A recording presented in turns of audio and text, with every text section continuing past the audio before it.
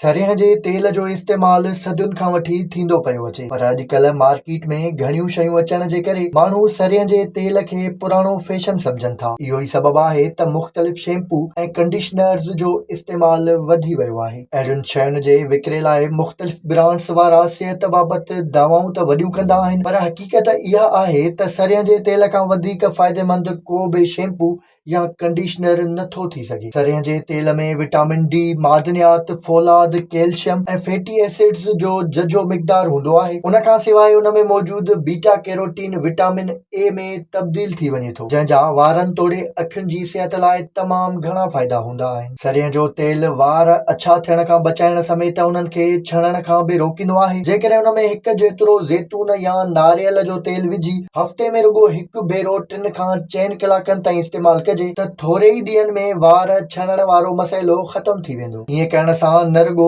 वार किरण बंदि थींदा, पर उन्हनि में कुदरती मज़बूती ऐं चमक बि अची वेंदी आहे। इन खां सवाइ सरियह जो तेल घणो वक़्तु उस में निकिरण जे करे थींदड़ चहिरे जी बेरुखी ऐं दाग धबनि खे बि ख़तम कंदो आहे, जंहिं लाइ नारियल या ज़ैतून जे तेल समेत उन खे बेसण या माखीअ जे कुझु फुड़नि में मिलाए पेस्ट तयारु करे राति जो सुम्हण खां अॻु लॻाए सुबुह जो हल्के गरम पाणीअ सां साफ़ कजे त न रुगो चहिरे जो रंग साफ़ थींदो, पर मोहीड़ा ऐं ॿिया दाग बि ख़तम थी वेंदा। इन सां गॾु ख़ासि करे सियारे जी मौसम में जेकॾहिं फाटल पेरनि, चपनि जी खुश्की ऐं सॼे जिस्म ते सरियह जे तेल जी मालिश कजे त जिस्म गरम बि रहंदो ऐं चमड़ीअ जे मसइलनि खां बचण समेत हॾियुनि खे बि ताक़त मिलंदी आहे। विज़िट कयो अवामी आवाज़ मीडिया ग्रुप जी वेबसाइट awamiawaz.pk